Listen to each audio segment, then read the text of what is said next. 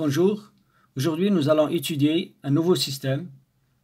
Après avoir passé en revue donc l'arbre moteur, on va passer au cinquième mécanisme qui est une roue motrice. Donc ce titre on va l'exploiter, nous allons tout de suite essayer de retrouver où se trouve la roue motrice.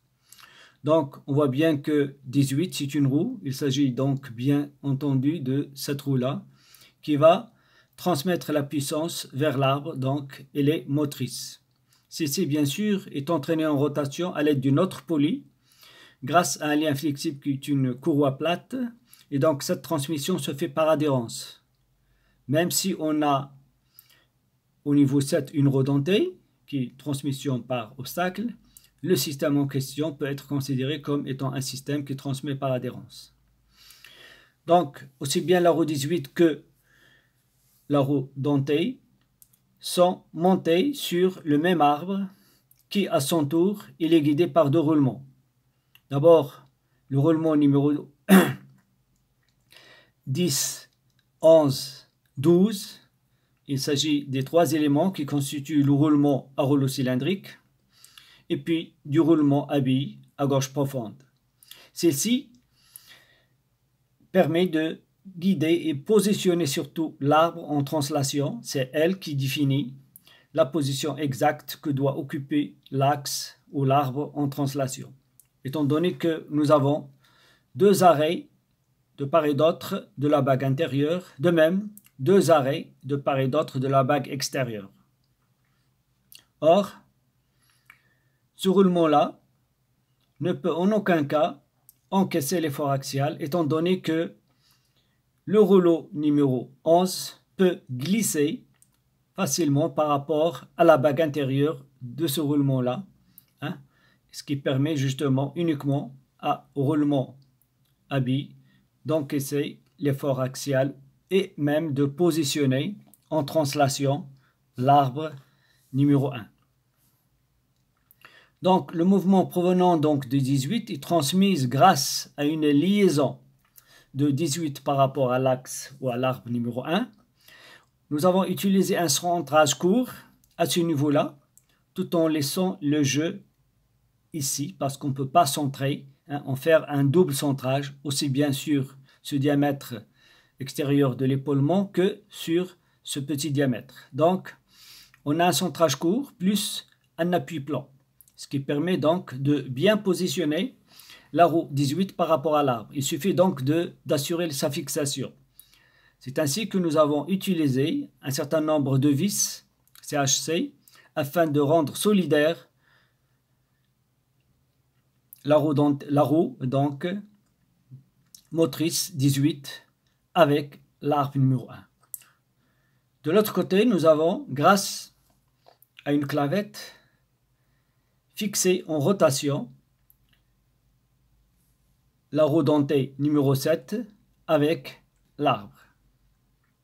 Donc, une telle fixation est conditionnée par d'abord la clavette qui va transmettre le couple à 7 et l'immobilisation donc de 7 grâce à un serrage qui est fourni par l'écrou à encoche. Donc, cet écrou avec lequel on retrouve toujours la rondelle à encoche. Et donc, on voit bien que cette rondelle a bien été biseautée ici. Elle est engagée dans cette rainure-là. C'est elle qui permet le freinage en rotation de l'écrou afin donc d'éviter tout desserrage possible, étant donné que cette partie-là, probablement, elle est bien étanche et donc elle est lubrifiée avec de l'huile. C'est la raison pour laquelle nous avons laissé l'huile passer à travers ces déroulements pour en assurer la lubrification. La protection de ce côté-là, qui est donc exposée à l'extérieur, donc à l'environnement, donc pour assurer l'étanchéité et éviter les fuites d'huile, nous avons utilisé donc un joint à lèvres qui est bien serré sur le corps numéro 8. En même temps, nous avons un petit ressort ici qui va plaquer ces lèvres-là pour éviter toute fuite d'huile et donc assurer une liaison ou un glissement sur l'entretoise numéro 17. Donc, nous avons d'abord engagé 17. Nous avons glissé la bague intérieure du roulement 10.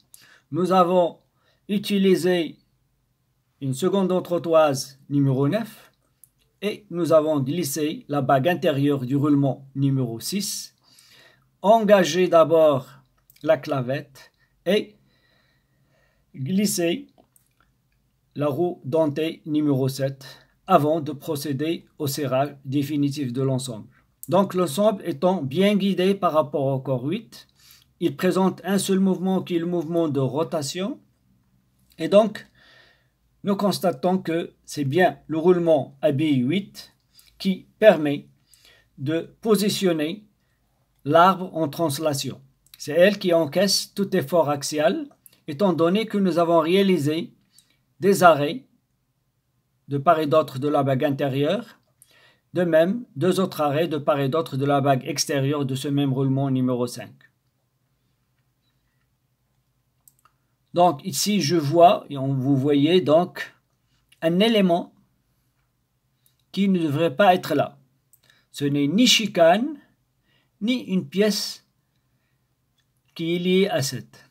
Or, on sait bien que 7 tourne, or il y a un contact entre cette pièce-là, qu'on devrait normalement retirer, pour ne pas avoir des frottements entre la partie fixe et la partie mobile. Nous constatons que nous avons effectué une rectification de cette portée de roulement à billes. De même, nous avons effectué une rectification de toute cette portée qui va permettre justement de positionner et de centrer d'abord la pièce numéro 17, l'entretoise. Donc, on a une liaison glissante. De même, la seconde entretoise 9, nous avons aussi une liaison glissante. Or, la pièce 9, son centrage n'est pas important, on peut avoir du jeu, car il travaille uniquement en compression, il n'a aucun effet si on a ici un jeu. Par contre, celle-ci, on devrait être exigeant au niveau de sa coaxialité, à savoir, la surface extérieure de l'entretoise 17 doit être parfaitement coaxiale, étant donné qu'il permet donc au joint de pouvoir en assurer l'étanchéité en glissant dessus, et par conséquent, celle-ci doit tourner d'une manière correcte et assurer une coaxialité parfaite avec cet ensemble-là. Donc, on voit ici que nous avons apporté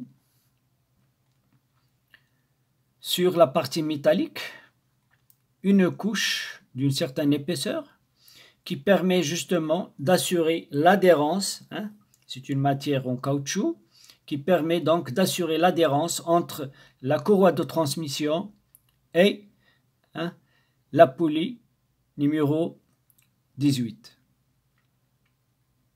Donc, cette roue ou poulie 18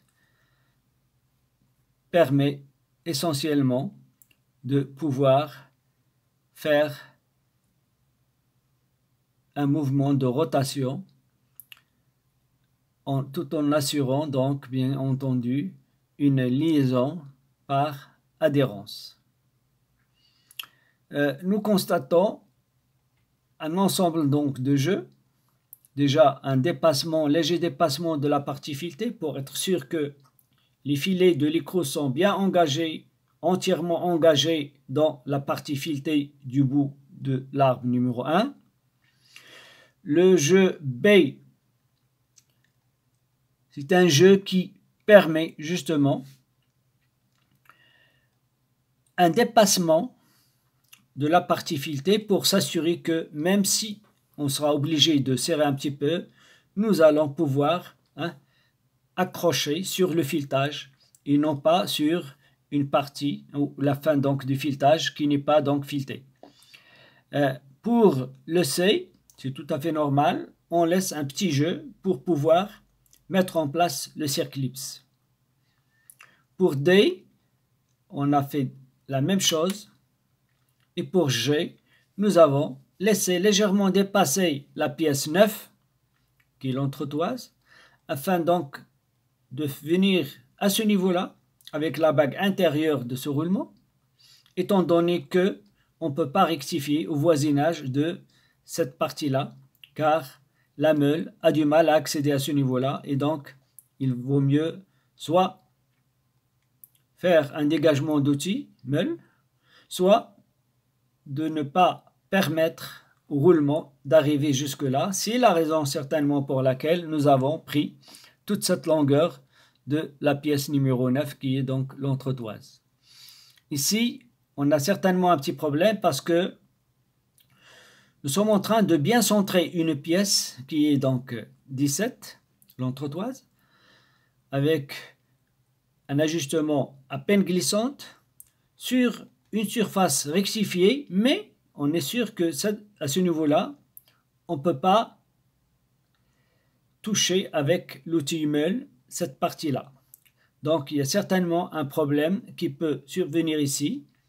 La seule façon de faire, soit de ne pas laisser de la matière à ce niveau-là, hein, faire une forme comme ceci, pour appuyer uniquement cette partie supérieure et commencer à toucher l'arbre à partir de là jusqu'ici. Sinon, il faudra assurer un dégagement de l'outil afin donc de s'assurer que le montage de 17 ne pose pas de problème particulier. La raison du choix des roulements à rouleau cylindrique nous paraît évident étant donné que nous avons certainement un effort radial qui transite à travers la roue 18 et qui devrait être encaissé par le corps numéro 8 et pour cela nous avons opté pour un roulement qui a l'aptitude de supporter un effort important qui est l'effort radial plutôt que de venir avec un autre roulement du même type que celle-ci, hein, parce que nous avons un contact ponctuel débit avec les bagues. Là, on a un contact linéaire sur toute une longueur qui permet de supporter une forte charge. À mon avis, c'est la raison pour laquelle nous avons opté pour ce type de roulement. D'ailleurs, c'est un peu rare de trouver des roulements différents. La plupart des cas, on a affaire à deux roulements identiques. Mais, compte tenu des conditions de fonctionnement, des sollicitations, on peut opter pour le choix d'un second roulement qui n'a rien à voir avec le suivant, étant donné les exigences liées à la transmission d'un effort extrêmement important. Nous avons aussi d'autres jeux. Le jeu E, qui existe entre la roue 7 qui tourne et le corps 8 qui ne tourne pas, pour éviter tout contact entre les deux. Nous avons aussi un jeu F de ce côté-là, qui sépare les dents du corps numéro 8. De même, nous avons le jeu I de l'autre côté du corps, et donc c'est la distance nécessaire à laisser entre le corps numéro 8 et la roue numéro 18 parce que celle-ci tourne contrairement au corps qui constitue donc le bâti. Voilà en gros un système qui a fait l'objet d'un commentaire, des explications concernant un certain nombre de choix, aussi bien au niveau des composants que au niveau de l'usinage, tout en expliquant la nécessité donc des jeux mentionnés sur ce dessin de la roue motrice. Merci pour votre attention.